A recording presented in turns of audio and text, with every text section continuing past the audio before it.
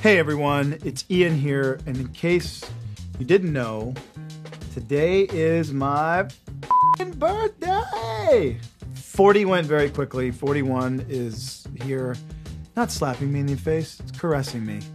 And with the end of 2019, I just wanted to tell you about some of the amazing places that I've been to this year and stuff in the past, and had some pretty incredible experiences. Many of these places I actually got to meet a lot of you. I might have some travel tips that actually can benefit you.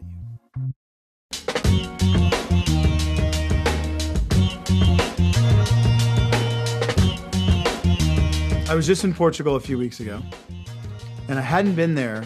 I went there in, I think, 1996, and I convinced this guy to rent me a car. I lied and said I didn't have my passport, even though it was in my back pocket. And I had just done a modeling job, and I had a bunch of cash, and I paid this man, and I promised him that I would return the car. We were in the very north. I promised I would return it in the very south.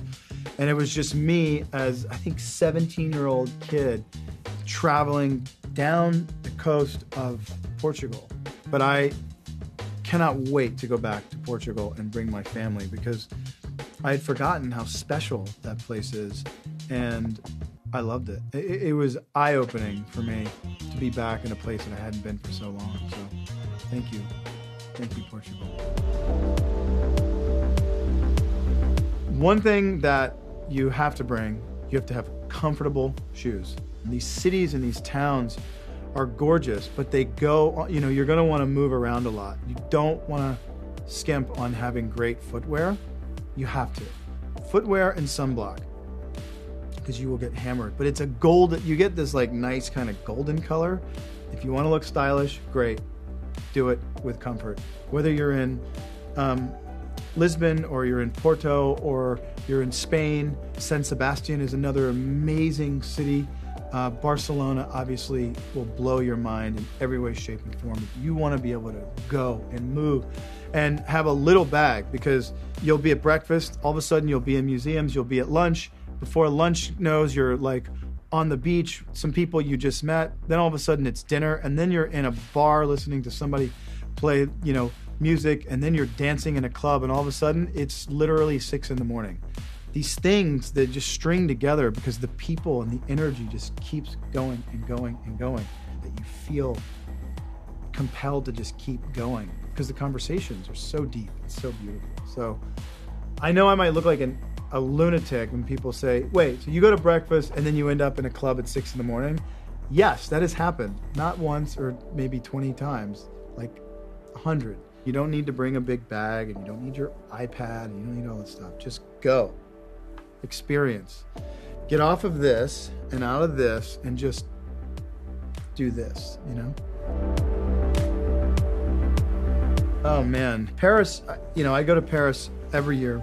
My French fans are incredibly passionate, and I just hat, sunglasses, and put on a rucksack with my headphones, and having a glass of rosé on the Seine on a boat. A lot of people will see me, but when I have a beard and a hat and sunglasses, and I just sit on the because I love water, I'm from New Orleans, but watching this ancient city go by and just live is really amazing. The whole thing is just incredible.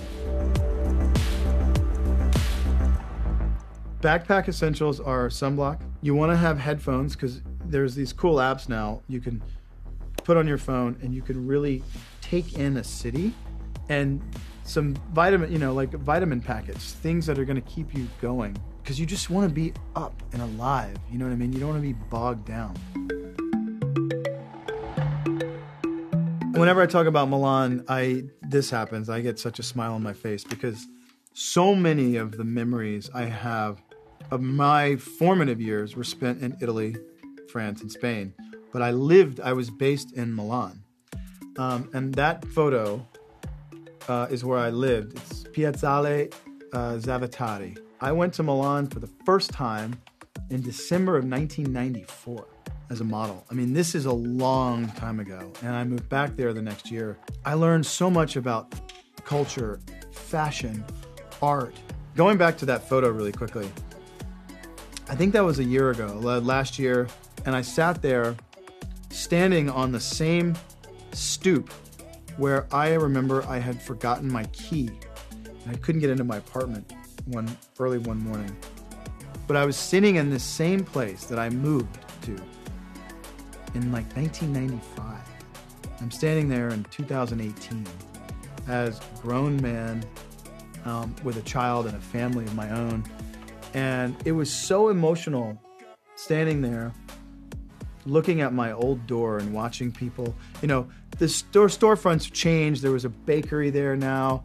The bakery had changed. Before that was this old woman from Rome who used to make this Roman bread. And I was a kid. Sometimes I had no money, and she would give me bread and she would give me wine, and I couldn't really understand a word she said, but there was love there. She would feed me, and it was really, really cool.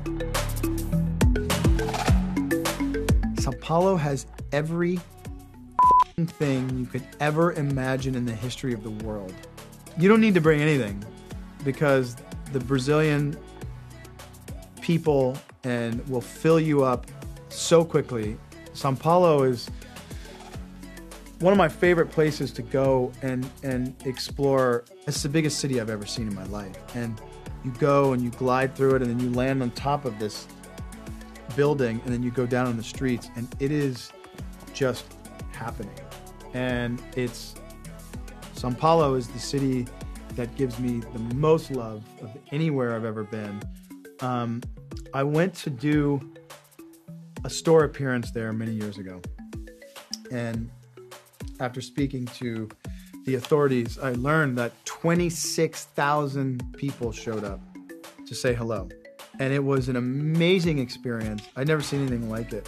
But the love and the passion that I get from you, my amazing Brazilian fans, I can't thank you enough for that love and level of energy that you give. It's special beyond belief, especially after you've had a little bit of cachaça. But Sao Paulo, I love you. I can't thank you enough for everything. And I just say, obrigado. On the plane, you need moisture for your nose and for your face and your hands, and you need a ton of water. And what sucks about airline travel is, you know, you can carry your glass or your metal bottle around. You can refill it in the RO stations in the airports. But airplanes, you need vitamins, you need water, and you need moisturizer. Georgia changed my whole life. We shot Vampire Diaries pilot in Vancouver. We ended up shooting the show in Atlanta. Atlanta was the first place I shot my first TV show called Young Americans, which is in 1999, which is crazy. Paul and I got apartments next to each other because we knew that we were going to spend every day together and we wanted to be able to rehearse. Cut to 8 years later, this place had become so special to us, and the crews and the locations became family. And Vampire Diaries was the first big hit show that propelled this Georgia Film Commission. Thank you so much, Georgia. Thank you, Atlanta, for giving me 8 of the most amazing years of my entire life. The lake life, the country life, the city life, just amazing. Thanks for watching, everyone. I loved sharing my travel tips with you, stories I haven't shared in a really long time. And if you may be traveling this holiday season, I hope that it is safe and that it is swift. And if you're looking for anything to binge this holiday season, guess what? V-Wars is out! Only on Netflix. Stream it now. Please check it out. If you don't have a Netflix subscription, it is worth your while. That's where I'll be. I'm really grateful to you all. I can't thank you enough. And I can't wait to dive into this story and really blow the lid off of it and make it into a global, amazing show. Thank you. Thank you. Thank you.